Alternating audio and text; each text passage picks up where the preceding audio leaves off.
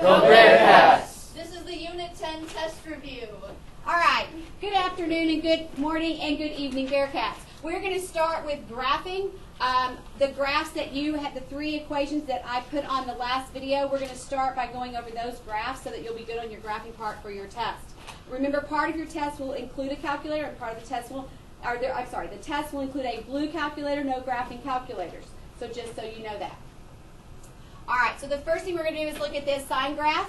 And you know that sine graphs always start at the axis. Good job. All right, so I'm getting a lot of help from my classes today in our video, so this should be a pretty fun time. All right, the first thing we're going to look at here is we're going to write down our base equation that we should all write down on our test when we get it. This is A for amplitude. Then you're going to have your trig function, whether that's sine or cosine. Then you're going to have B. Then you're going to have x minus c. And then you're going to have plus or minus. These can be plus or minus d. Okay, that's your base equation. A is for the amplitude. D is for the axis shift or the graph shifting up and down vertically. B and C have to do with vertical movement. B would be a stretch or compression. And C, of course, would be a left or right shift.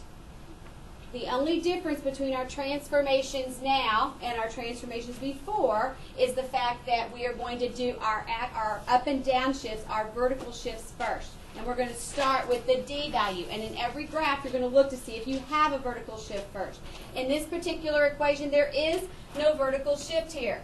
Okay, so there isn't any. But you go back to the beginning of the equation, and there is an amplitude change.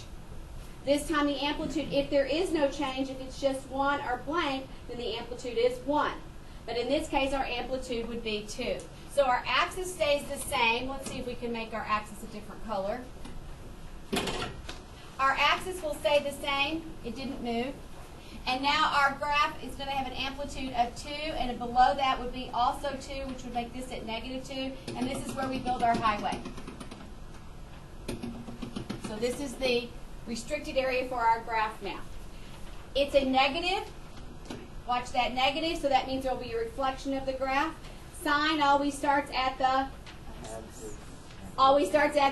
axis. There you go. So it starts at the axis. So there's no movement left or right, so we're going to put a dot right there. We're going to go ahead and label our axis just like the unit circle. If we move up 90 degrees on the unit circle, we're at pi over 2. Another 90 degrees puts us over on the left at pi, another 90 degrees, 3 pi over 2, and finally we will be back to 2 pi. That is one period of our graph, which is one rotation of the circle, and unless there's a period change, which would be, if there would have to be a b value, then it would always be 2 pi, unless there's a change. And there is no transformation at this point for the period. So we start at the axis. Normally our sine graph would go up first, but because of that reflection, we're going to go down at the first critical value, which is at pi over 2. Then we go back to the axis, back to the amplitude, back to the axis. And our sine graph would look like that. Okay, we're going to go on and do the next one. Okay, next we've got y equals sine, parentheses, x minus pi over 4. Again, if you look back at that equation, I'm going to write it again. I would suggest you writing it several times. A, then there's a trig function, and then it's b, parentheses, x plus or minus c plus or minus d. Okay, again, looking at that equation, there is no d value. So this time our graph's going to continue to stay at the axis. So I'm going to go ahead and keep my axis at y equals 0. The next thing I look at the A, which is our amplitude change. I don't see anything in front of my equation. That means the amplitude remains at 1. You're fine on your graphs if if there's 2 here like this. It gets really hard to make pretty graphs or to squish everything up. If you want to say that's like a half and make that 1, as long as you're labeling correctly, it is fine. As long as you're labeling it correctly, it is fine. So you can choose. That just makes it easier for me to graph. That's why I do it that way. All right, here's the big change that's happening. There's no b value, so our period is still going to be what? 2 pi. 2 pi. What's the period going to be? 2 pi. Excellent. So the period is going to stay at 2 pi because there's no b value. Okay, that means that your graph, those 2 curves, this is a sine graph still, so those 2 curves have to occur over a distance, okay, from here to here of 2 pi. That's what that means. That's the set parent function. What happens here is that there is a shift of the graph left and right. In the past, when anything was with x, remember x was our guy bear. I'm sorry, x was our guy bear. And remember, he did everything a little backwards. And so when it was minus, which direction did we go? Right. Right. Okay, I agree. So we're going to end up shifting our graph to the right, pi over 4. So if it's pi over 4, I want to label my axis in force. So it makes it really easy for me to see the shift. So all those little marks on your axis, so I'm going to make this pi over 4. I'm going to make this 2 pi over 4. 2 pi over 4 simplified would be what? Pi over 2. I make this 3 pi over 4. I make this 4 pi over 4, which would simplify to pi. All right. I make this 5 pi over 4. I make this 6 pi over 4, which would simplify to 3 pi over 2. I make this 7 pi over 4. I make this 8 pi over 4, which is 2 pi. okay, and your inclination then will be to want to stop. All right, but be careful. Remember, originally we went from 0 to 2 pi. Now we're going to shift everything over pi over 4. We need to go one more fourth. So this was 7, this is 8, this would be 9 pi over 4. I'm going to pause for a second. Any questions about that? Okay, so how we knew to go by force was because that was our shift. Now, here's the little tricky part. So now we want our graph, it really originally started at 0, it is shifted to the right, pi over 4. Our graph originally ended at 2 pi, and it shifted to the right, pi over 4. How many force is 2 pi? How many force? 8. So just check yourself out. 1, 2, 3, 4, 5, 6, 7, 8. Okay, that distance is still 2 pi. It just all got shifted. That's important. The next thing you have to realize is it's a sine graph, so we start at the axis. There we go. All right, so we start at the axis, and we're going to go up to the amplitude. There's no reflection, so we'll go up first. But be really careful. We go to the amplitude and back to the axis in the middle of that graph.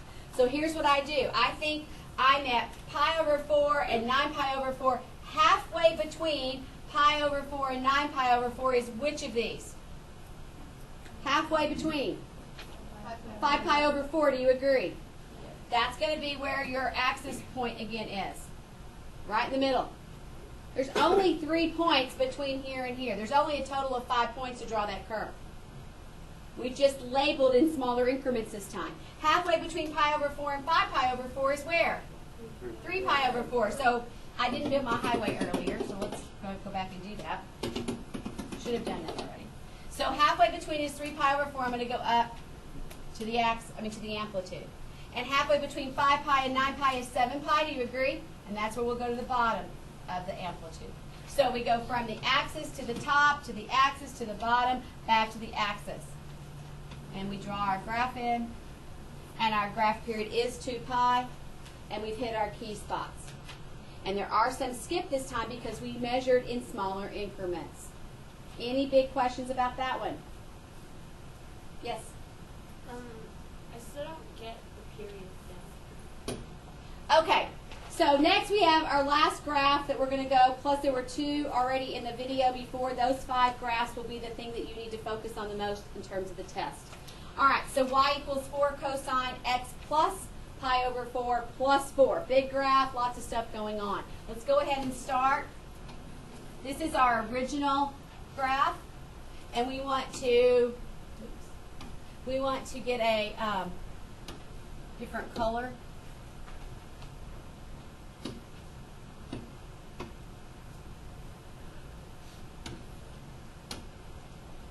All right, so in this case, we do have a change in our up and down shift, our vertical shift. We're going to be moving up 4. So our axis, I might even write that down, our axis will now be y equals 4 instead of y equals 0. We moved up 4. So I'm going to count up 1, 2, 3, 4, and this will become my new axis. And when I graph, I usually highlight that so I don't forget and get confused with this axis that's already on my paper. It's really easy visually to do that. So I make it really big and bold, So I remember, or I highlight on top of it, so I'm not visually looking at the old axis anymore. This is my new axis. It's like the old one doesn't even exist anymore. The next thing I look at the beginning of this graph, or this equation, and I see a 4. That corresponds with A, the amplitude. That means that from the new axis, the amplitude is the stretch is going to be 4 above and 4 below that axis. Let me run out a little room here. So we've got 1, 2, 3, 4. And so I'm going to build my highway way up here. Now, if this was 4 to begin with, and I went up 4 more, where am I? Where am I? 8. Okay, good. So I'm at 8. If I'm at 4 and I go down 4, where am I? 0. So I'm back at, oops, this is, that's my highway on the axis, and that would be back at 0. So in a minute when we draw my graph in there, my range would go from where to where? 0 to 8, okay? All right, 0 to 8. And all the domains of these graphs right now are going to be negative to positive infinity. Okay, we said a while ago that sine always starts at the axis. Cosine always starts at the Amplitude. one more time. Starts at the amplitude. Okay, good.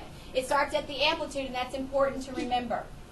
So we've got our highway. We know where our graph is supposed to go. We got one more thing to take care of, and that's this x plus pi over 4. That's going to mean that our graph is going to shift which direction? Left. How far? Pi over 4. Okay, so our graph is going to go left, pi over 4. What are we going to scale our x-axis by now? Force. Force. What's our period on this graph? 2 pi. 2 pi. Excellent. Okay. So our period is 2 pi, and we're going to have to go left pi over 4. So I'm going to do my scale by pi over 4. So you can write the labels wherever you want. I'm going to go ahead and put it up here on the new axis. So pi over 4 again. We did this a while ago. 2 pi over 4 is pi over 2. 3 pi over 4. Then we have pi. And then we have 5 pi over 4. And then 6 pi, which is 3 pi over 2. And then 7 pi over 4. And then 8 pi, which is 2 pi. And then 9 pi over 4. Okay, same label. Uh-oh, we're going to go to the left pi over 4. We normally would start at the origin. If we go left pi over 4, what are we going to have to mark out over here? Negative. Negative. Excellent. Negative what? Pi over 4. Perfect. So we're going to mark off negative pi over 4. Cosine starts where? At the amplitude. No reflection, so it's going to start at the top of the amplitude. In our parent graph, we would have gone to 0 to the top of the amplitude. But our graph is shifting to the left, pi over 4. So instead of being out here at pi over 4, we're going to be at the top of the amplitude. How long is our graph? How far is our period? 2 pi. 2 pi in fours is how many fours? 8. So count. You have to count 0. 1, 2, 3, 4, 5, 6, 7, 8. That makes sense because it would have taken 2 pi to the left, pi over 4. It's going to end up at the top of the amplitude for cosine. Halfway between is going to be where? 3 pi over 4, right? It's going to be a big point for us in a minute. Halfway between negative pi over 4 and 3 pi over 4 is going to be where? Remember, this is also 1. It's going to be where? Pi over 4. Okay, so that's going to be a big value for us. We knew we ended right here. Halfway between 7 pi and 3 pi would be where? 5 pi. Okay, so those are our 5 big key values. So we start at the top of the amplitude. We go back to the axis. We go to the bottom of the amplitude, back to the axis, back to the top of the amplitude. And our cosine graph will look something like this.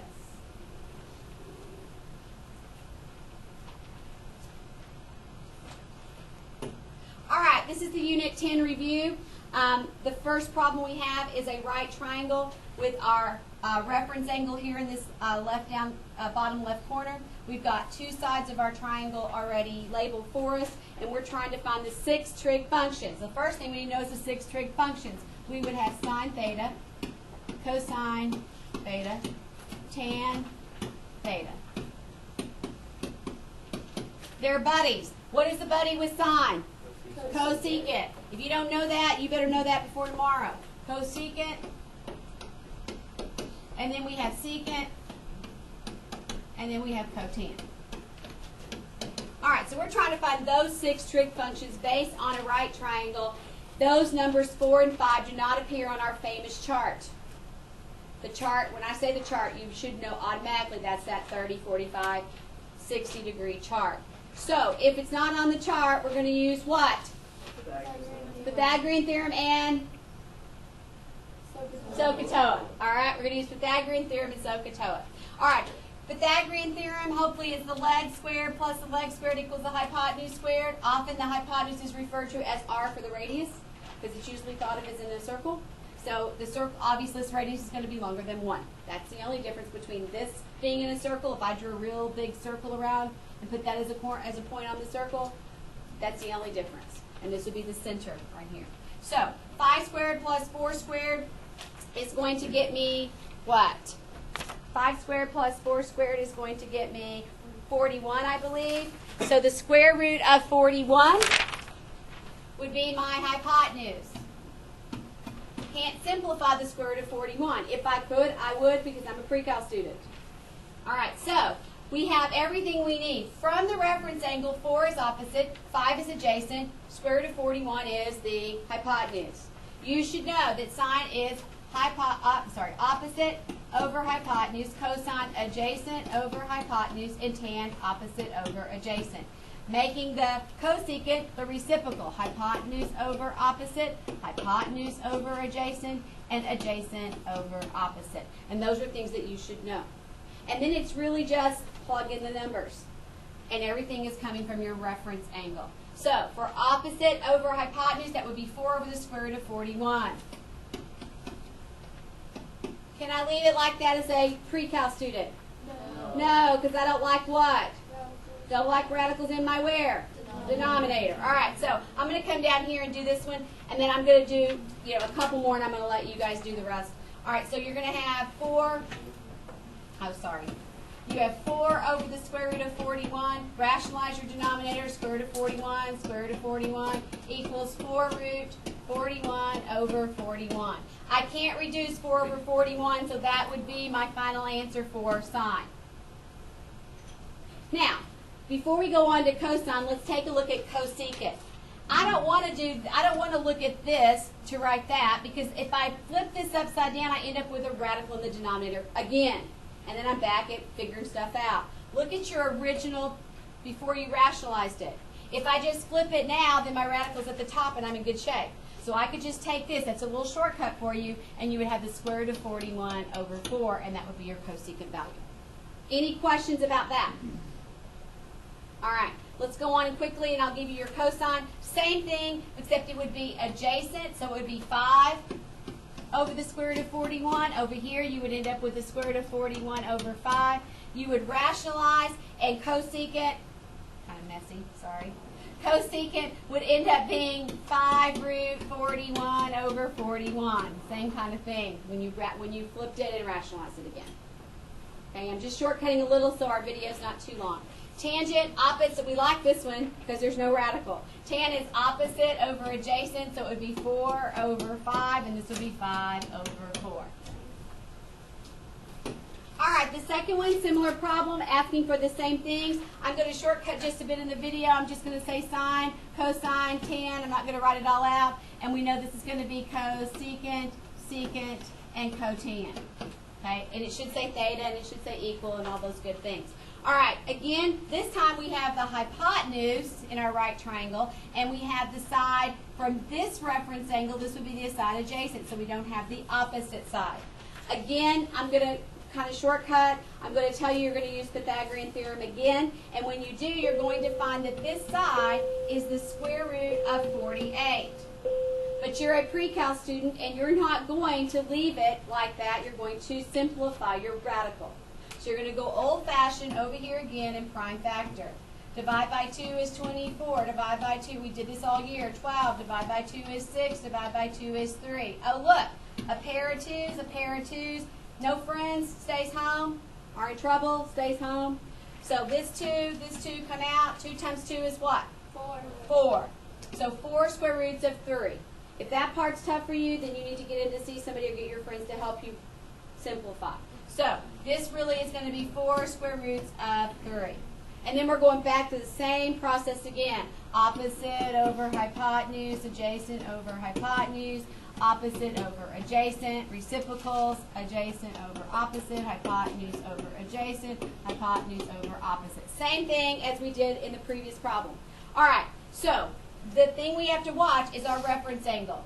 Now, this is our opposite side, and this is our adjacent side, and this is our hypotenuse. Just make sure you're careful that you're looking from wherever your reference angle is.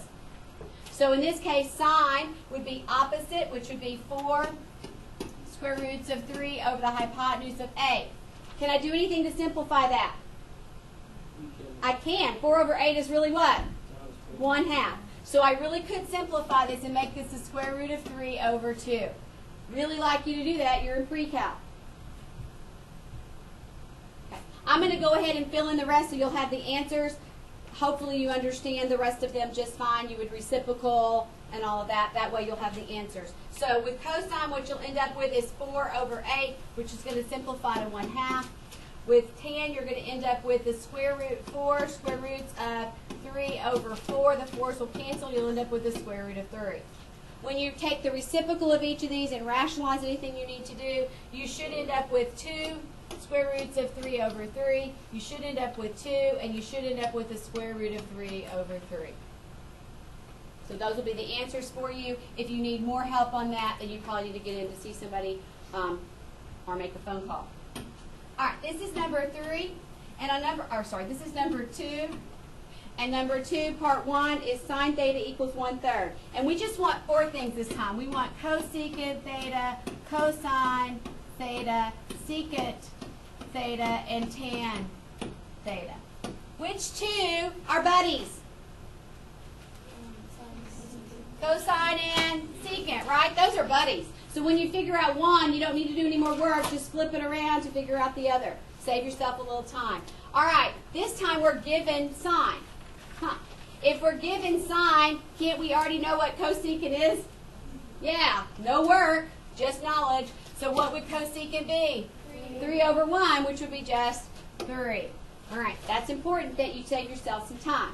All right, the next thing we're going to do is everything in trigonometry is all about what kind of triangles? Right triangle. So we're going to draw a right triangle, and I always draw my right triangles like this, and I always put my theta down here if I have a choice. Just like it's in the unit circle. First quadrant unit circle. All right, so sine is really opposite over hypotenuse. So from theta, opposite would be 1, hypotenuse would be 3. I'm going to use Pythagorean Theorem again. This would be 3 squared minus 1 squared. What's it going to be? 8. Square root of 8. Square root of 8 simplified. Again, 8 divided by 2 is 4, divided by 2 is 2. Oh, 2 square roots of 2. So in my triangle, this side is opposite, and this side is adjacent, and 3 is my hypotenuse. And now I'm just plugging in. So I need cosine. Cosine is adjacent over hypotenuse. So that would be 2 square roots of 2 over 3. Oh, secant's the reciprocal of that. So secant, I'm going to come down here and look at secant. Secant would be 3 over 2 square roots of 2. Let's talk about rationalizing that. Multiply by the square root of 2 over the square root of 2. Be really careful with these because you can make some careless errors here. So you're going to end up with 3 square roots of 2. In the bottom, though, the square root of 2 and the square root of 2 is just what? 2. But you already have times 2. So 2 times 2 is going to leave you with a 4. Anybody sleeping in my class right now needs to put their head up and watch what we're doing. Thank you very much. All right, so don't want to call any names out, but I will for everybody to hear. 3 square roots of 2 over 4. Okay? Tan. Tan is opposite over adjacent. So opposite over this. So again, we're going to have to rationalize. So you're going to end up with 1 over 2 square roots of 2. Same thing we just did. Square root of 2, square root of 2. We're going to have 1 times the square root of 2 at the top, which is just the square root of 2. And 2 would give me 4. And so that would be my final answer there. Any questions? All right. Good job. Did I not record that? I wonder how long it was I didn't record. Just that one. Thank you. Next time, tell me. I'll do it real quick while you guys are. It's recording now. Oh. Huh. All right, this is recording. This is the answer for this problem. Go Bearcats. Go Bearcats. This is period 1, part 1 of your test review. You. Go. Go Bearcats. Woo! This is period 2, part 2 of the test review. Go Bearcats! All right, this is question number 3A, and we have a point, and it's a point that is on the terminal side of an angle in standard position. So what you're going to do is you notice that neither one of these numbers are numbers that you recognize from your famous 30, 45, 60-degree chart. And because you don't recognize them, then you're going to have to draw a picture. And in trigonometry, all the angles that we're drawing, all the triangles we're drawing are what kind of triangles? What kind of triangles? Right triangles. Excellent. So we're going to draw an axis, and we're going to pretend like we're plotting this point on a coordinate grid. So we would go positive 12, positive 16, and then you're going to go back to the axis so you have a right triangle with your reference angle there at the corner. And we knew this was 12, this was 16. The next thing we're going to do is you're going to use Pythagorean Theorem. I'm not going through the Pythagorean Theorem on here. If you're having trouble with that, you need to get with somebody and get them to help you. But that would be your a squared, your b squared equals c squared, or your leg squared times your plus your leg squared equals your hypotenuse squared or your radius squared, however you want to look at that. When we square 12, square 16, and make it equal to the hypotenuse squared, take the square root, you're going to end up with the hypotenuse side or the radius side being 20. So that's Pythagorean Theorem to get that done. Everybody should be able to be there. Now we're going to find the 6 values of the trigonomic functions. So we're going to find our sine value, our cosine value, our tan value. We're going to find our cosecant value, our secant value, and our cotan value. Why did I write them? Why did I write sine next to cosecant? Because they're pairs. They're buddies. They're reciprocals of each other. Excellent. So once you find one, all you have to do is flip to find the other. We're going to use this right triangle in conjunction with SOHCAHTOA to find our answers. So we know sine is opposite over hypotenuse, cosine adjacent over hypotenuse, tan opposite over adjacent. And then cosecant, of course, would be hypotenuse over opposite, hypotenuse over adjacent, and adjacent over opposite. All right, and they should all say theta equals. Okay, for the sake of the video and time, I'm not going to write all that out. All right, so here we go. So if you look at this as your reference angle, then across from that is your opposite side. Next to it is your adjacent side, and 20 would become your hypotenuse. So it makes it really easy if you just label and think about it. Then you're just plugging in. So for sine, it's opposite over hypotenuse, so it's 16 over 20. I'm going to reduce. They're both divisible by 4, so 4 over 5 would be my answer. Oh, look. 4 over 5 is the answer, so cosecant is? 5 over 4. Excellent. 5 over 4. All right. Adjacent over hypotenuse, 12 over 20. Both divisible by 2, making it 6 over, actually both divisible by 4 would be 3 over 5. And therefore secant is? 5 over 3. There you go. 5 over 3. Thank you very much. And then lastly, we have tan, which is opposite over adjacent. That's 16 over 12. Again, divisible by 4, so 4 over 3. Cotan is? 3 over 4. Excellent. All right, so you've got that one done. All right, 3B, we've got 3, negative 4 is our ordered pair. So we would go positive 3, negative 4. That puts us in the 4th quadrant. So this is positive 3, negative 4. This is a 3, 4, what kind of triangle? 5. This is a triplet. So that should be something easy that you know. If you don't, you can still do the Pythagorean Theorem to find your missing side. And again, you're going to do the same thing over again. You're going to find your sine, your cosine, your tan, your cosecant, your secant, and your cotan. Should all say theta equals. And you're going to, this is your reference angle right here. It's always right there at the origin. And then so the side next to it would be the adjacent side. The side across from it would be the opposite side. And of course the hypotenuse is 5. And we're going to do the same thing. Sine is opposite over hypotenuse, so negative 4/5. So cosecant is what? negative 5/4. Okay, the sign stays, just the numbers flip. All right, cosine would be adjacent 3/5, secant then 5/3. Tan would be opposite over adjacent, so negative 4/3, cotan negative 3/4. Now, something a little interesting you want to make a note of, mentally especially. All surfers to California. This is a mental check so you didn't mess up something. We know in the fourth quadrant that cosine and its buddy secant are positive. Oh, look, positive, positive. Everything else should be negative, negative, negative, negative. And it is. So that's just another mental check to make sure that you don't make some kind of careless error. All right. All right, 3C. Lovely fractions that we're going to deal with. They're both positive, so that's going to put us, positive, positive is going to put us in what quadrant? First quadrant. All right, we're going to have 2/3 and 5/2. And I'll go ahead and work through the math with you on this. So we would have this squared plus this squared equals your hypotenuse squared. So you would have 2/3 squared plus 5/2 squared equals hypotenuse, our radius squared. 2/3 squared is 4/9. I hope you know that. Square the top, square the bottom. 5/2 squared is 25/4. Hopefully you know that. It's going to equal h squared. If I add these two together, you will have a blue calculator. If I add these two together, the common denominator is going to be 36. And when I add them together, I'm going to get a 241/36. So I'm going to get 241/36 equals h squared. I have to take the square root. So the square root of the top and the square root of the bottom gives you the square root of 241 over what? 6. That is your missing hypotenuse. So the square root of 241 over 6. Okay.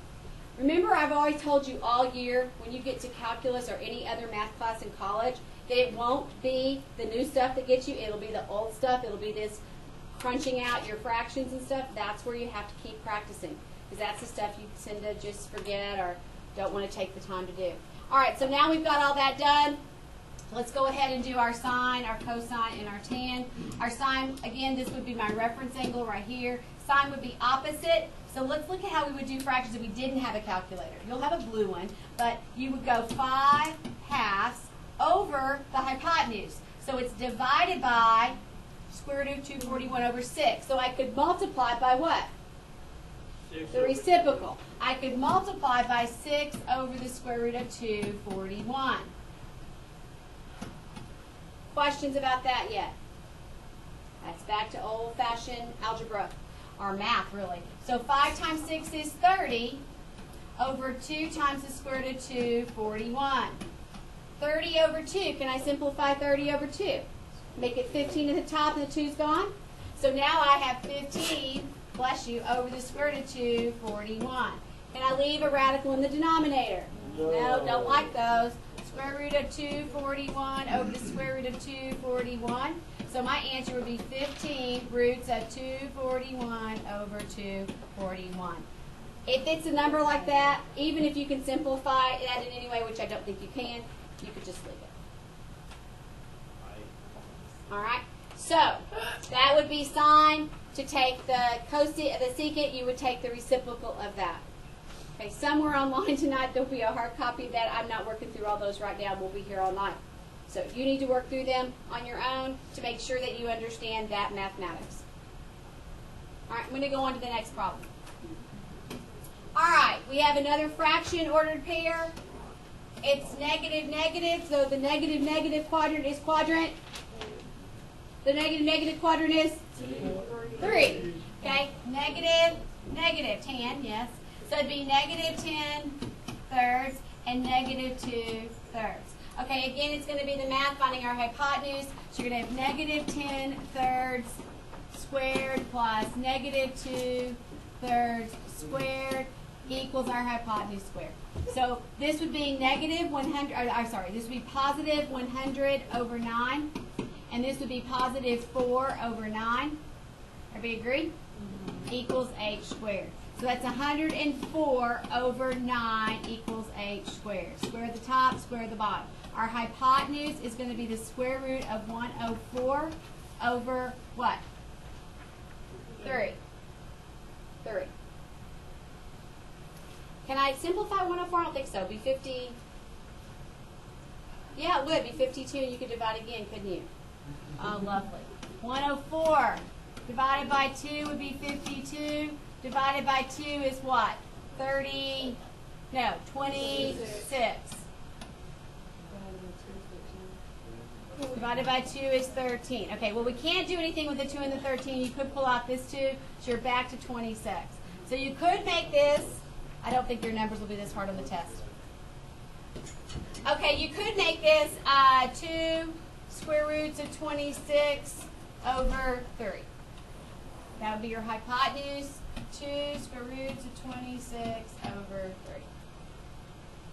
And then you're going to be back to your SOHCAHTOA stuff again. So we'll do sine and see how complicated that is. Sine is going to be, this is your reference angle, that's important. So sine is going to be opposite over hypotenuse. So you have negative 2/3 divided by this, so you're going to multiply by the reciprocal. 3 over, watch, this is pretty easy, over the square root of 26. Okay, this is going to be, you're going to like this one. What happens to our 2's? They can cross cancel. What happens to our 3's? They can cross cancel. Be careful you keep your negative. So now our sine value is negative 1 over the square root of 26. And you can rationalize your denominator. That was not so bad. So you get negative square roots of 26 over 26 for your sine value. Here's the deal. Back up here before you rationalize your cosecant value, you could have taken the reciprocal and made it negative square roots of 26, and you would have been done with that one. So kind of think about that in dealing with fractions. I don't think they'll be really, if there are fractions, they'll be really simple on the test. Okay? All right, let's move on to the next problem. All right, the next one is we're going to find the reference angle given the original angle. So when we find our reference angle,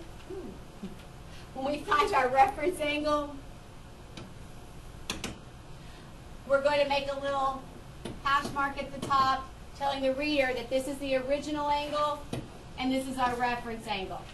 All right, so 264 degrees is our original angle. We know this is 180, and we know down here is what? 270. So our original angle is going to rotate into the third quadrant. Do you all agree that would be somewhere in there? It would be 264. All right. So what I really need to know is all reference angles get drawn to the x-axis. This is my reference angle right here. So if this is 264 degrees, I want to know what this is. So I'm going to take 264 degrees and I'm going to do what to it? Subtract 180. Excellent, you guys got this. Subtract 180. Again, you would have a blue calculator. Somebody do that to make sure our math is correct really quickly for us.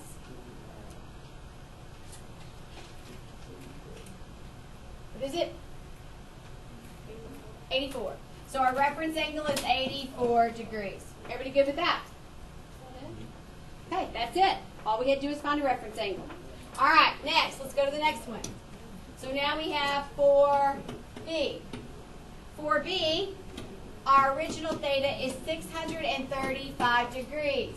Okay, here we go. Let's pay attention. So, once around my circle is how many degrees? And again would be how far? 360 would be 720, right? So I'm guessing I'm back in this quadrant maybe. But 360 plus 270 more, how far is that? 0, 3, what? 630. This would be 630 if I go back around. So 635 is going to be in this quadrant. Do you agree? Excellent. So my angle is here, my original. I'm still, be careful. Sometimes you have the tendency to want to draw to the closest axis. You can't. You always draw to the x-axis. So my reference angle is going to be this angle right here. So from 635, okay, once around was 360, correct? Twice around, what did we say? 720. So we're going to go from 635 to 720. So what do we do to find that? Subtract. So subtract for me on a blue calculator and tell me what it is. 65 degrees? 85 degrees? I believe it's 85. So 85 would be your reference angle. Everybody good? All right, now we get to radian measure. That sometimes can throw you off a little. Let's keep going. So we've got 4C.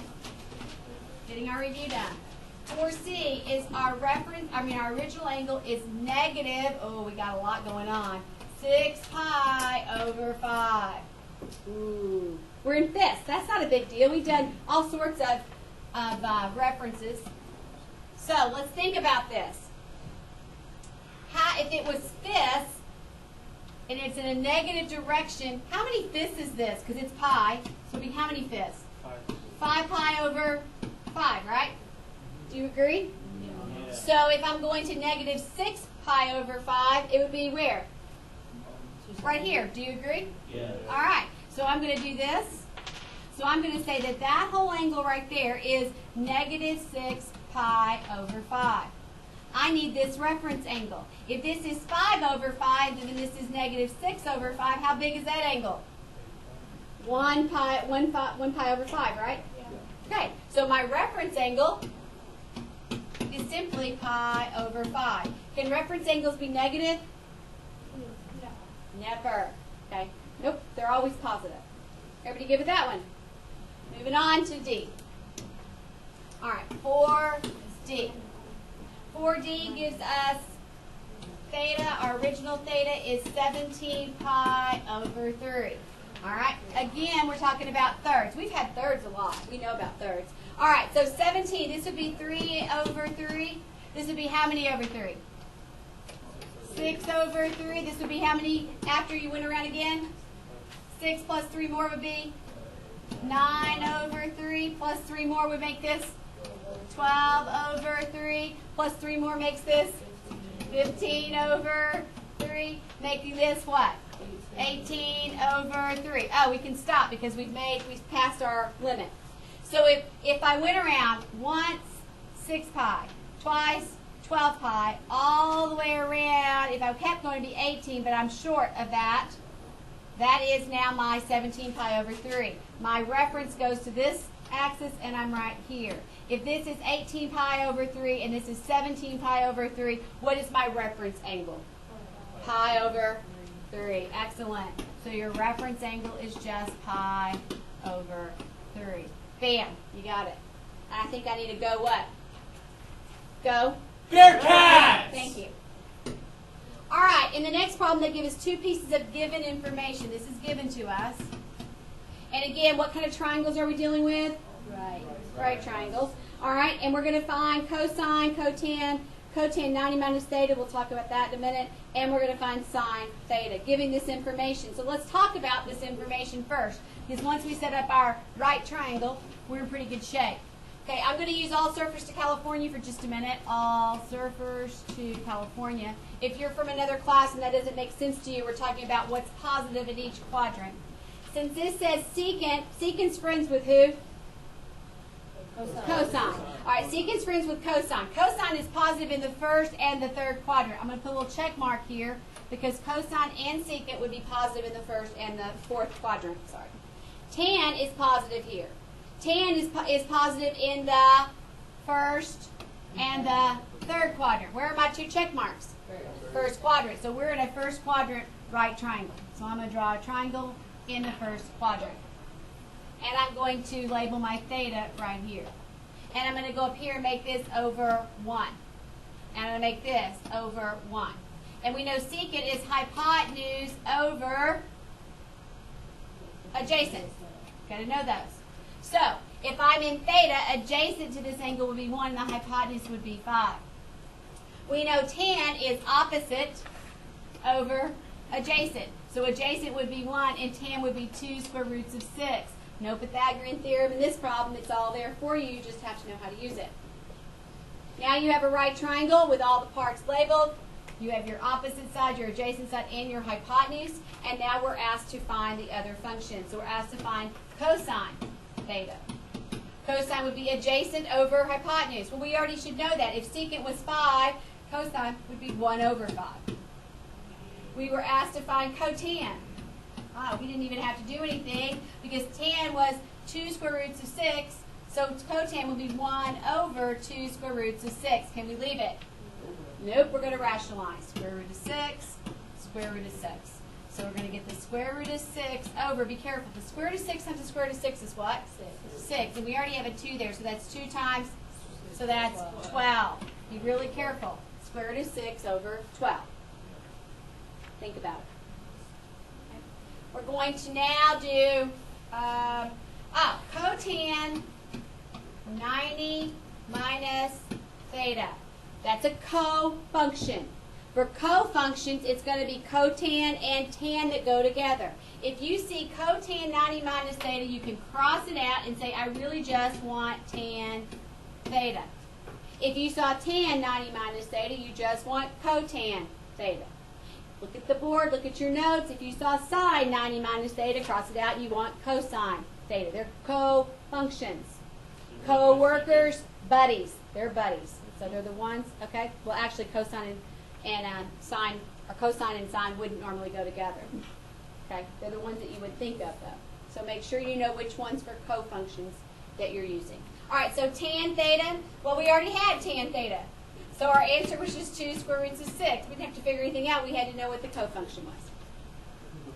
Finally, sine. Sorry, this is so messy.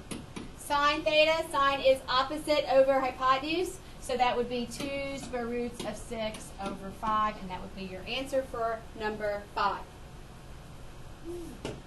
Okay, number 6. We're going to do some proofing here. We're going to transform the left side into the right. I always have you box the right side, meaning I don't want you to touch it. I don't want you to move things to the other side. I just want you to pretend for a few minutes it doesn't even exist. And you're going to manipulate this side so that it becomes 1. So you're going to be simplifying things to become 1. You're going to use a lot of your reciprocal identities right now. My advice is also to only change one thing at a time. Don't change 2 or 3 things at once. You'll end up messing yourself up. So what I usually do is if it's a sine, cosine, or tangent, I don't change that first. I change any of the reciprocals first, usually. Not always, just usually. And this is just a kind of a trial and error thing. Can you not knock that off again? Thank you. All right, so we're going to change this one. Cosine we're going to keep as cosine theta. I'm going to put it over 1. Secant is the same as 1 over what? Cosine theta. So I'm going to say 1 over cosine theta. Oh, well, if I have this to this, these can both become 1, right? And so I have 1 times 1 at the top and 1 times 1 at the bottom. That is 1. I have now proven that that is true. Let me hear it go. They're cats. They're cats. All right, we have cotan theta, sine theta equals cosine theta. Again, we're going to put a box like this doesn't exist. You're just going to take this side and try to simplify, and you have a hint of what you're trying to simplify to. All right, again, I'm going to probably change my cotan before I change my sine. Maybe not always, and maybe I have to change more than that. I don't know. So the first thing I'm going to do is I'm going to write cotan as a reciprocal. Cotan can be 1 over tan, but it also can be something over something else. What could it be? Cosine over sine. And those are really important that you know that. It can be cosine over sine. Remember, tan was y over x, and cotan is x over y, and x is the cosine value. So there's a lot of things that you've learned that you can put together. So this could be cosine theta over sine theta. And then we could multiply by sine theta over 1. And look, our sines cancel out, become 1. We have cosine theta over 1, which is cosine theta. Bam. We have verified that. 1, 2, 3. Go Bearcats! All right, part C of 6. 1 plus sine theta times 1 minus sine theta equals cosine squared theta. Ooh, as soon as I see a squared, I think about my Pythagorean identities. Okay, as soon as I see a squared, I think about my Pythagorean identities. I'm going to put a box around this one, and I'm going to go over here, and I'm going to write my Pythagorean identity that I know. So this is what I know. I'm going to do this in the side. I'm going to do this on the side of my paper. So I know that sine squared theta plus cosine squared theta equals 1. Okay, I know that. What do I know about cosine? I know that cosine squared theta could be 1, and I would move the sign over, minus sine squared theta. So I know all of this stuff over here. You need to put this on the side of your paper for your test so I understand that you understood. All right, here we go. This is a conjugate pair. This is 1 plus something times 1 minus that same something. It's a conjugate pair. When we multiply conjugate pairs back together, what happens to the middle? They cancel out, right? So we only need to go first times first, which would be 1. And we need to do last times last, which would be positive and negative. So negative sine squared theta. And then you can just simply go, look over there. Okay? Look on there. Over there it says cosine is 1 minus sine squared theta. 1 minus sine squared theta is cosine squared theta. Bam, you have proven it.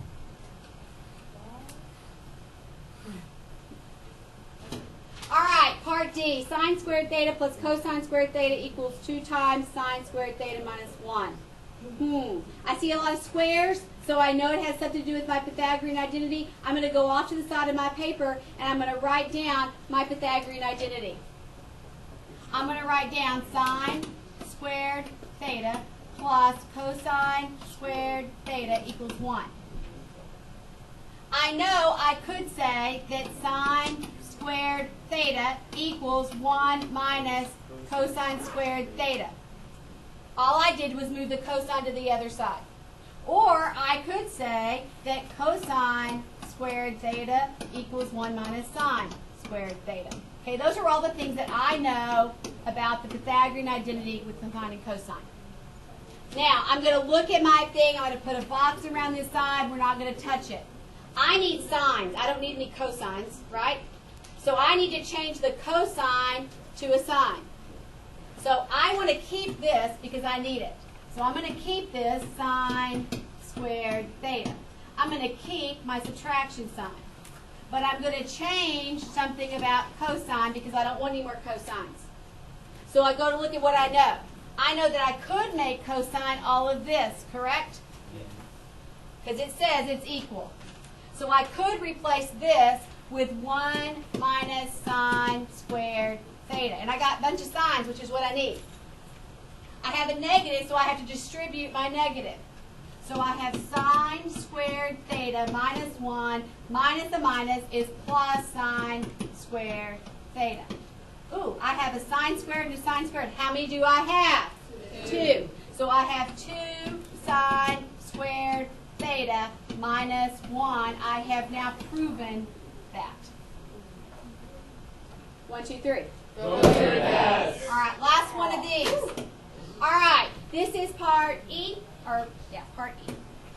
All right, here we go. Oh, I've got tan plus cotan beta at the top over tan beta, and then I have cosecant squared. Squared. Squared means it's a Pythagorean. I'm going to go over and put down what do I know about the Pythagorean where cosecant is concerned. If you watch my video or listen to me in class, there's a little trick. Cosecant has to do with cotton candy. You remember, it had to do with cotton candy. So the idea was 1 plus cotton or cotan squared theta equaled the other C, which was cosecant squared theta. That's what I know. I need this, so if I could get to this, they are equal. I could change this to this if I can get to that. So this is what this is my help over here. So I look at this. Whenever I see a fraction over one denominator, I'm going to try breaking it up into 2 separate fractions. So I'm going to write tan B over tan B plus, because of that, cotan beta over tan beta. All right, well this becomes what? 1. So I got my 1 I need right now. This is where it becomes a little tricky. I'm going to say plus and put this big bracket. This is like cotan beta over 1, and this is like a fraction bar divided by tan beta over 1.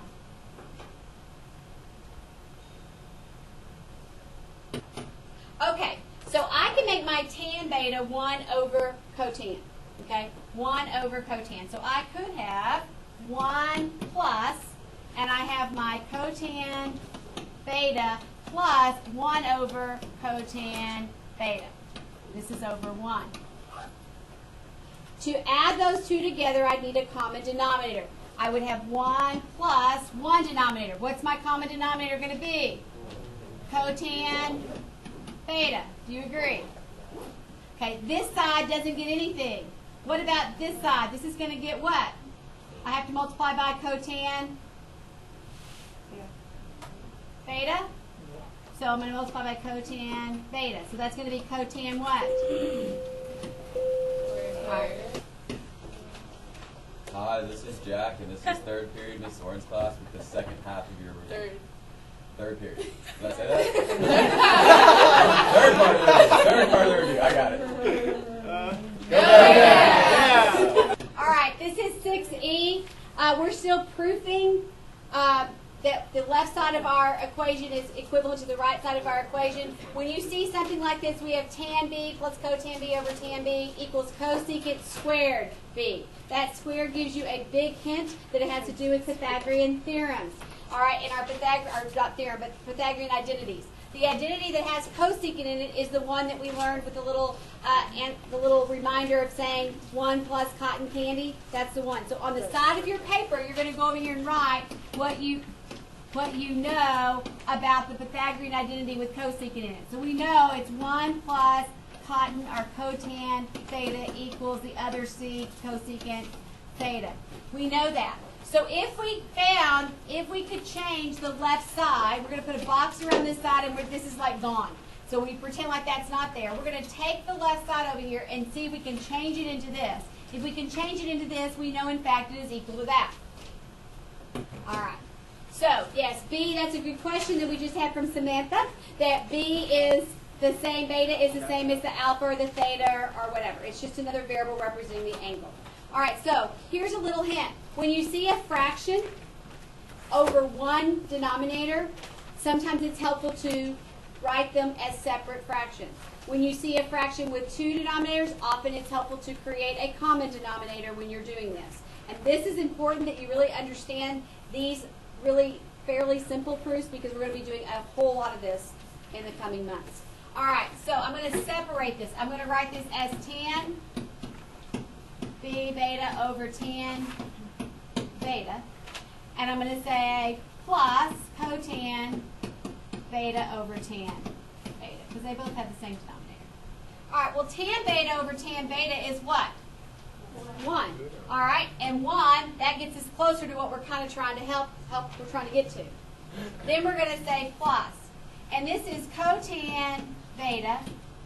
And you could say divided by, tan can be rewritten as 1 over what? Cotan. Okay, tan and cotan are buddies. So tan can be written as 1 over cotan. And we really don't want a tan in it. We want it to be all cotan for a minute. So we could be 1 over cotan beta. I'm going to go over here because I'm running out of room. All right, so now I have 1 plus. This is cotan beta.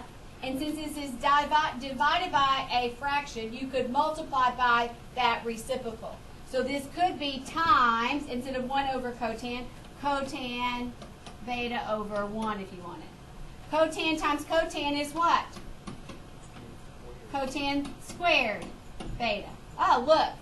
1 plus cotan squared is the same as cosecant squared. So this now becomes cosecant squared beta, and we have now proven that that was true. That's what I need to see on your test. I don't want to see any equal signs. I don't want to see you move anything to the right side or to the left, to the right side. I want you to take this side, and I want you to keep manipulating till you get down to that you've simplified it to that. Okay, that's the hardest one of all of them. I've already done the other ones a little bit earlier in the video, so you can watch those as well.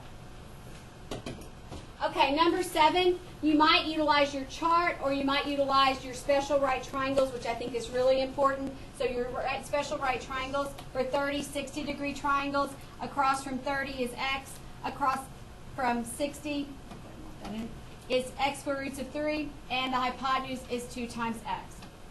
In a 45-45 degree triangle, you have the legs are both x and the hypotenuse is x square roots of 2. And you really do need to know that. I just draw that quickly on my top of my paper with anything else that you think that you need to have recall tomorrow on your test. All right, so for 30, if I'm using that special triangle, then, and I want to solve for this value, across from 30 is really my x value, correct? Based on the special right triangle. So this value right here would be x, which is now what? 30. What? Square roots of 3. And you've solved it by just having that knowledge. So that's what your x value is. All right, this is 7b. Here's our problem, and we're looking for this value right here, but we're back in a 60-30 degree triangle. Remember in a 60-30 degree triangle that across from the 30 degree angle is x, the hypotenuse is 2 times x, and across from 60 is x square roots of 3. So this is across from 60. So we're really looking for x square roots of 3. Do you all agree? Yes. Yes. So this has to be my 30 degree angle up here.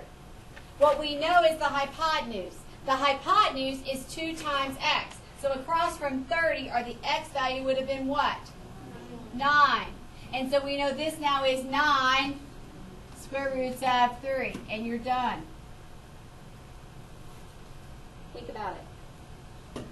All right, this is 7c. Here's our triangle, and we're trying to find this value right down here, this x value that we've marked on our triangle. Here's our 30-degree triangle again, just to review again. Across from 30 is x, the hypotenuse is 2x, across from 60 is x square roots of 3. What do we have? We have across from 60. Ooh. So across from 60 is equal to x square roots of 3. Do you agree? It's a little tricky. So we're going to say x square roots of 3 equals 32. How do I solve for x? Because I really want the x value because it's across from 30. What do I do with the square root of 3? Divide. So x in this case is equal to 32 over the square root of 3. Can I leave it like that? No, because we're in pre-cal. We're going to rationalize our denominator. So we're going to have 32 square roots of 3 over 3. Now, 32 is not divisible by 3. But if these were, you could reduce this, you would. So this is now my x value. So my x value is 32 square roots of 3 over 3. And that's based on your 30, 60, 90 special triangle. Questions? All right, 7D, we have a 45-45 degree triangle. This would be 90. In our special triangles for 45-45, both of the legs are our base value, our x value, and our hypotenuse is that value times the square root of 2. So over here, across from 45, this is our x, or our base value, and what we're looking for is r, the radius, which would be x square roots of 2. So this would just simply be what? Go ahead and say it. 20 square roots of 2. And that would be your answer. Okay, 8a and b. For 8a, we have sine is greater than 0. Cosine is greater than 0. We're going to use our little all surfers to California. Sine is greater than 0, meaning sine is positive or negative? Positive. Okay, sine is positive in the first quadrant and the second quadrant. Cosine greater than 0, meaning cosine is positive. Cosine is positive in the first quadrant and the fourth quadrant. Our double check marks are here, so we're in quadrant 1. That's all you had to find out for these. Just figure out what the quadrant it was. For 8b, secant. Secant's friends with who? Cosine, thank you. Friends with cosine. All surfers to California. Okay, cosine and secant greater than 0. That means it's positive. So cosine and secant are positive in the first and the fourth. This says cotan. Cotan's friends with tan. Okay, this says cotan is less than 0. That's negative. Be really careful. So this says cotan and tan is negative. We know they're positive in the first and the third. They would be negative in the second and the fourth. Double check mark in the fourth quadrant. That would be your answer.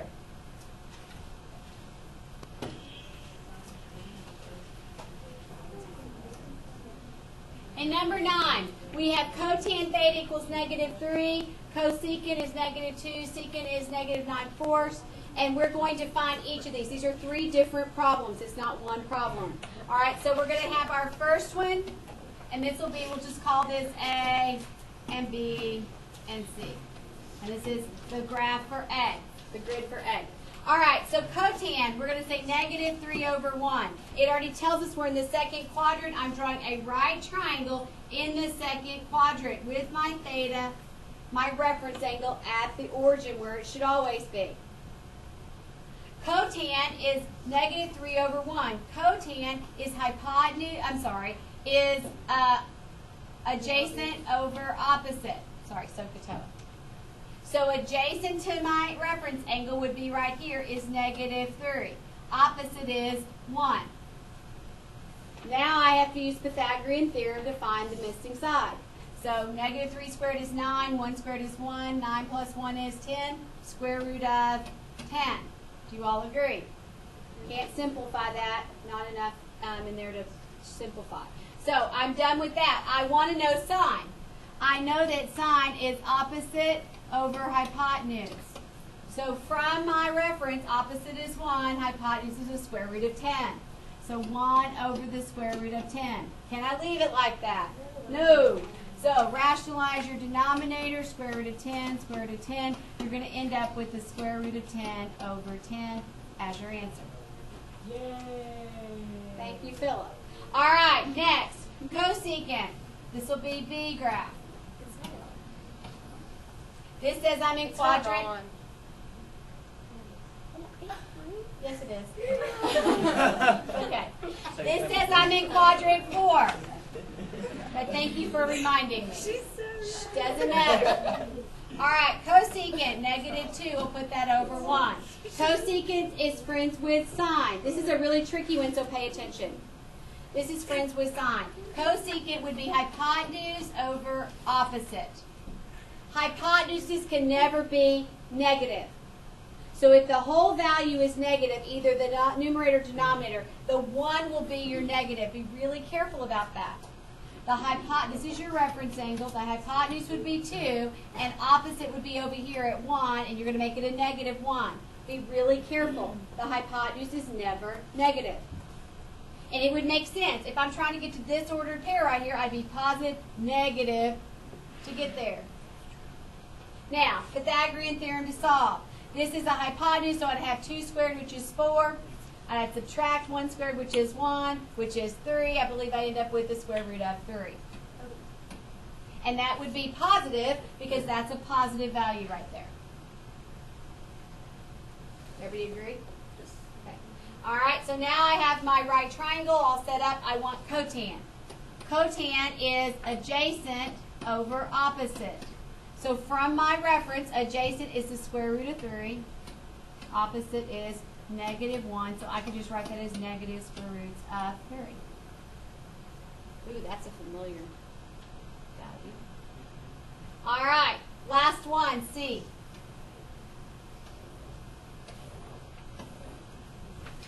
C says secant is -9/4, and you're in the third quadrant.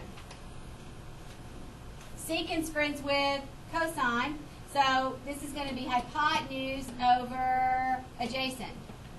Can the hypotenuse be negative? No. And if you really look at your piece of paper, that negative is in front of the whole fraction. Doesn't look like it when I drew it, but it's in front of the whole fraction. So the hypotenuse, remember our reference angle would be here. Our hypotenuse would be a +9. Our adjacent side to our reference angle, which is 4, would be negative. That makes sense because you would go -4, negative something.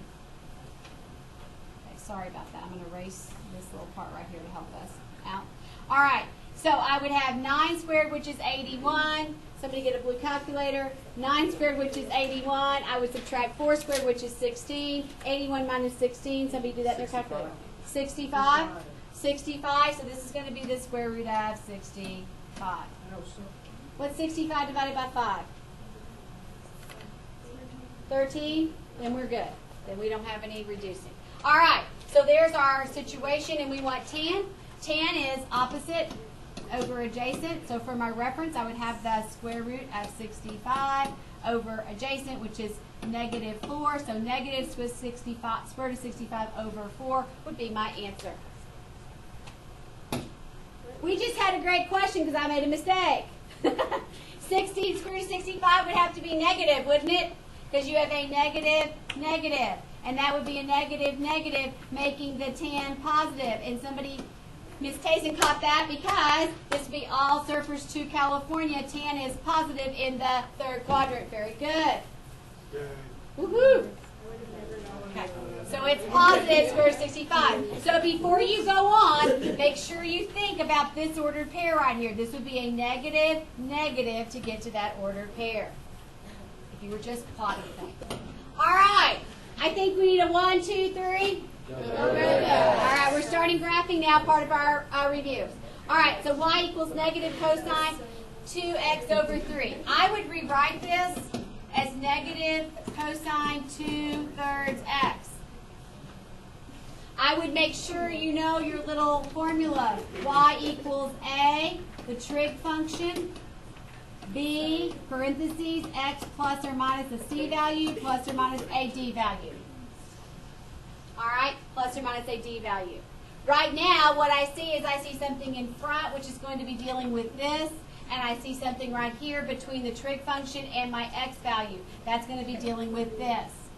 B has to do with your period change, and the A in the front, if it's negative, is going to have a reflection.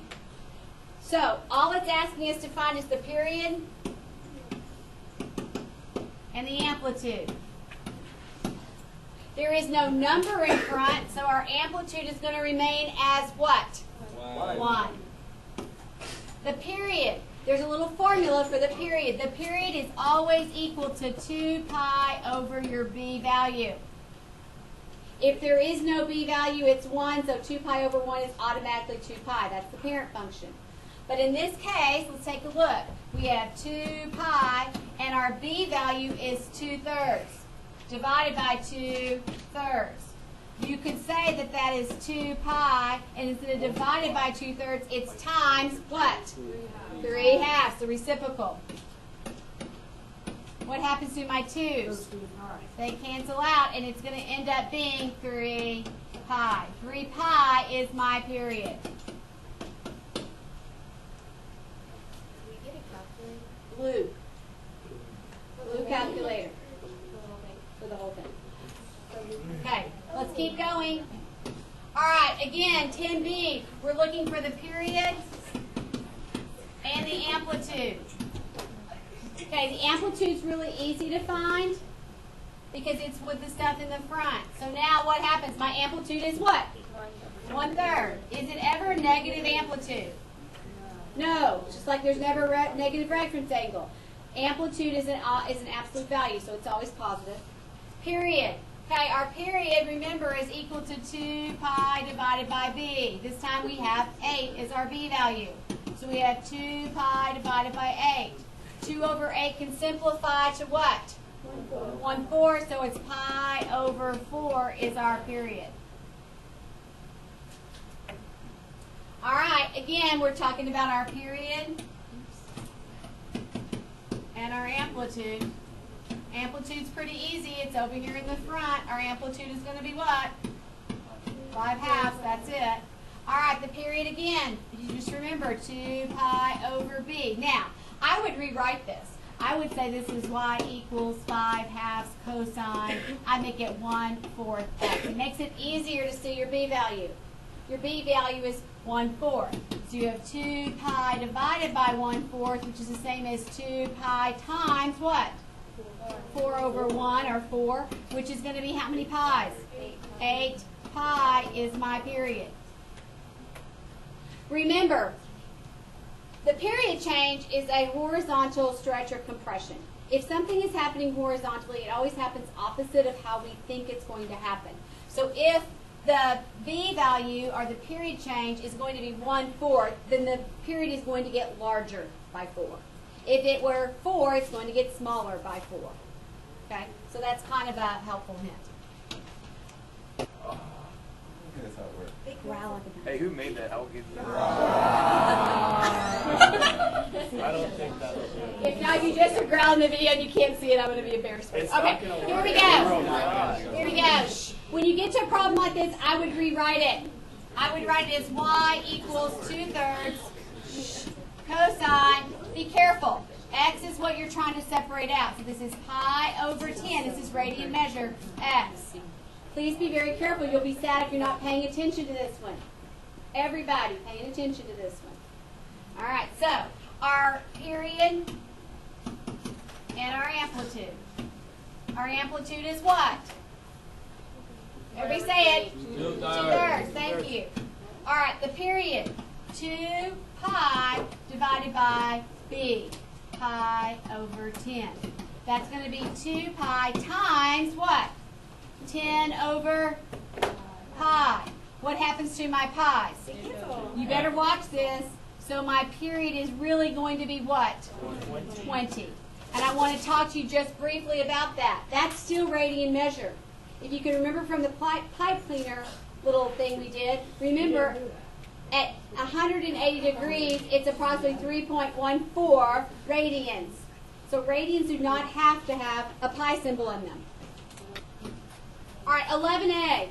We've got two graphs, graph F and graph G, on the same set of axes, and they want us to graph them. Let's talk about what changes would happen in these graphs. The amplitude would stay the same, right? The trig function is the same, right? The b value is the same, right? But what happens? This is just x, and this is x minus 3. But there's no parentheses. Oops, sorry. There's no parentheses. Hold on. In this. So what happens minus 3? What is that? Your A, B, C, or D in your formula? D. So what happens to our graph? It's going to shift where? Down 3. All right? Down 3. So if I were to have this graph, I think they're missing numbers there. All right, so let's just say it's a sine graph with an amplitude of 4. The amplitude doesn't change, does it? But the graph is going to shift. So my original graph, watch what happens. My original sine graph is going to start at the axis or the amplitude? Axis. All right? And you would be here, here, here, here. Just going to mark those as number. I'm not going to mark anything on it yet. And you would have your little highway here and here. And your sine graph would go here, here, here, here, here. And I'm going to dot this one in. This is the original. Okay, that's your original one. All right, the new one, the whole thing shifts down 3.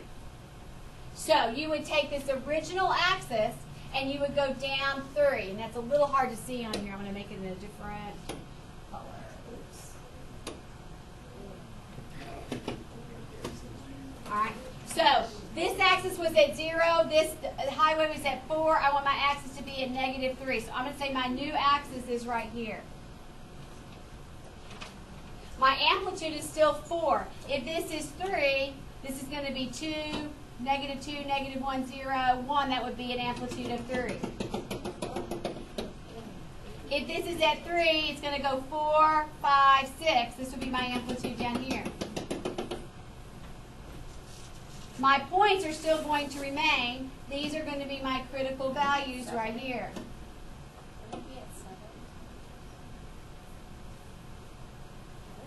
3 plus 4 is 7. Yes, sorry. 4, 5, 6, 7. Yes, thank you. All right, so we're going to start on the new axis. At the critical value, we would go up. We would go back to the axis. At the critical value, we would go down, and we would go back to the axis. So our graph will look like this. And if you have them on the same axis, you can see that the graph just shifted down. Hold on, just shifted down 3. Girls, seriously. It's just rude. Yes? It's not paused now. It was paused. That's what I was Oh, trying thank you. All right, sorry. All right, so our graph is negative, negative. They're both reflected. This is going to go to the right pi. Thank you. So we're going to have 1 and -1 as our amplitude because there's no number here. Cosine starts at the amplitude, but if it's reflected, it'll start at the bottom of the amplitude, not the top. Okay, we'll still have our key values.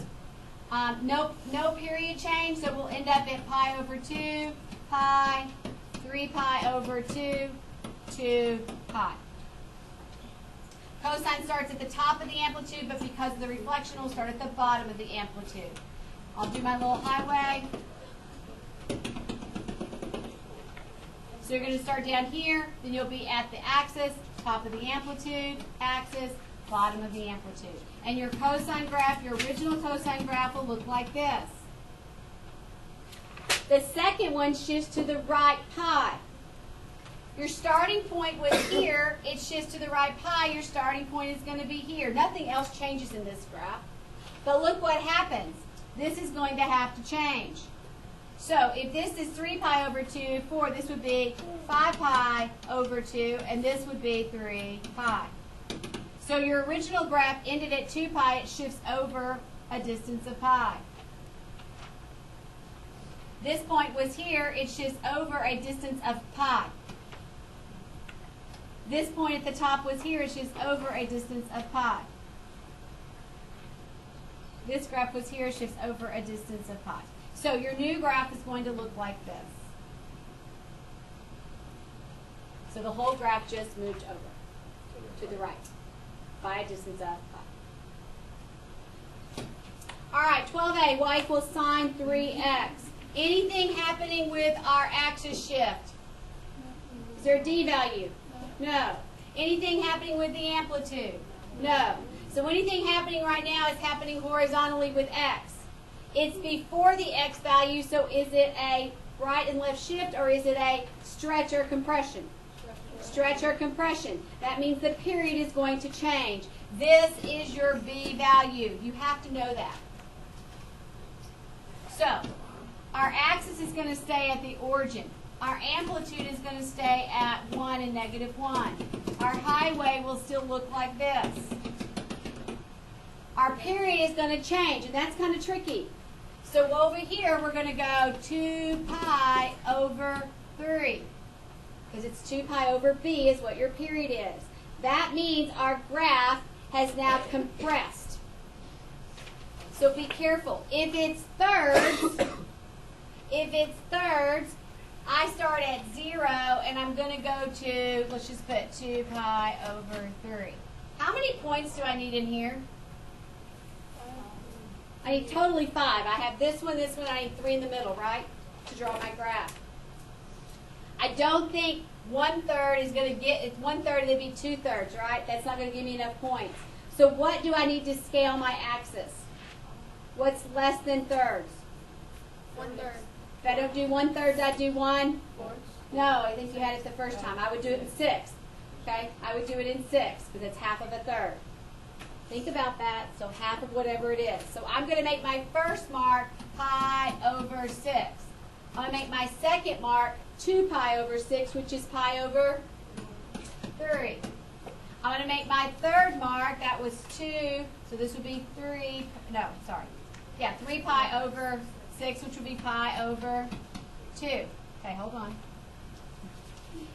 And that's pi of 1, 2, 3. This would be 4 pi over 6, which is really what? 2 pi over 3, which is where I need to be.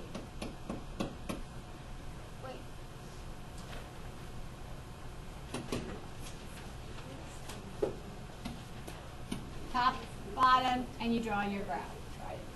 All right, let's take a look at 12b. All right, with 12b, we got a couple of things happening. No axis shift because there's no d value. But we do have a change in our amplitude of 1/3. So here's a suggestion on your graph. Just label the first mark 1/3. Label the first mark negative 1/3. Just label it correctly. It'll make it easier for you to graph. This time we have a cosine graph with an amplitude change of 4. So you're going to go 1, 2, 3, 4. No axis shift, so down 1, 2, 3 to -4. And your new amplitude would be here. It's a pretty simple one. No period change, so you're going to be automatically at pi over 2, pi, 3 pi over 2, and 2 pi. Cosine starts at the top of the amplitude. Unless it's reflected, then it would start at the bottom. It should be here, here, here, axis, amplitude, and your graph would be like that. Pretty simple one. Okay, 12C. This time we have an amplitude change of 4 and a shift to the left of pi over 4. So first let's build our amplitude up at positive 4 and negative 4. Build in your highway.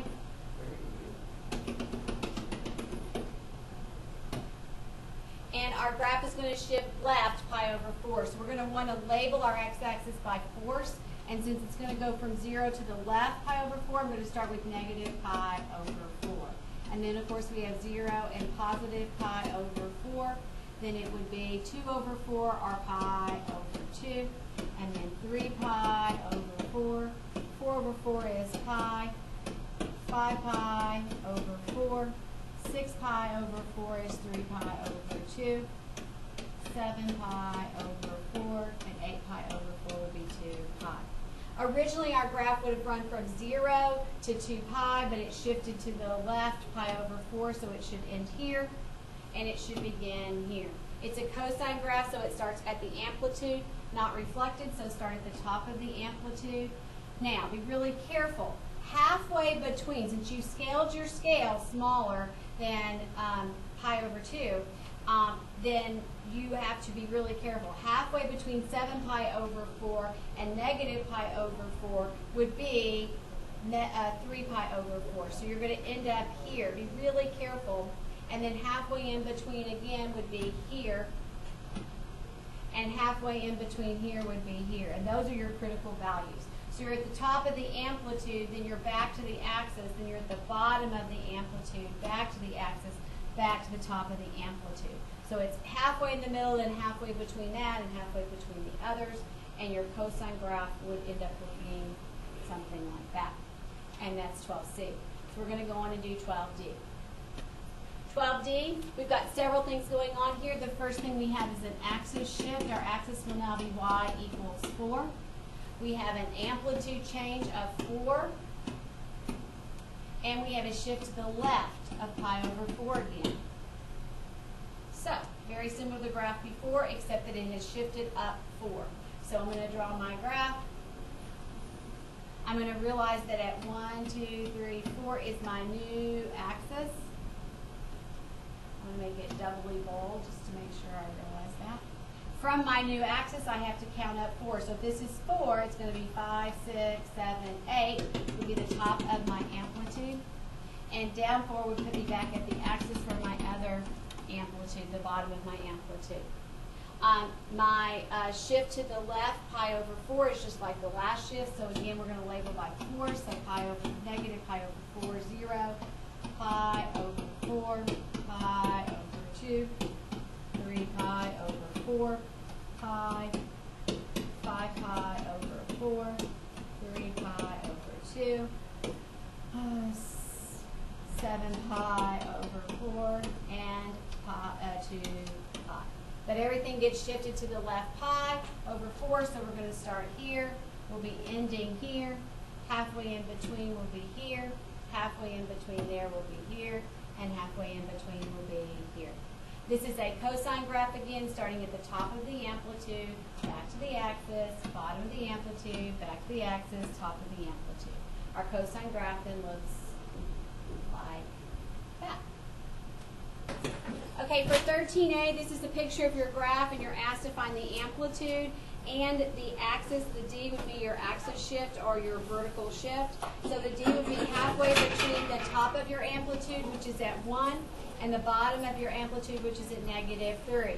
So 1 plus negative 3 is negative 2. And divide by 2 is negative 1. So your amplitude, or your axis, would be at negative 1. So A would be negative 1. Your amplitude, D would be negative 1. Sorry about that. Your amplitude is the distance from your axis to your amplitude. So if you're a negative 1 to negative 3, that distance is 2. And from negative 1 to 1, that distance is 2. Your amplitude is 2. Okay, last problem, 13B. We have 13b, and we're looking for the amplitude and d, which is our axis, or our vertical shift. We're going to do that first. D would be the distance between the bottom of the amplitude, which is -4, the top of the amplitude, which is 2. Halfway in between, of course, would be at -3. I didn't draw a very pretty graph here. But that would be our axis would be at -3. The amplitude is the distance from the axis to the bottom or the top of the amplitude, and in both cases that would be 1. Our amplitude is 1. Okay, I hope that you do well tomorrow. Make sure you've paid attention and done all your review. And for my 4th period pre-AP pre-calc class, they say to you, 1, 2, 3. Go Bearcats!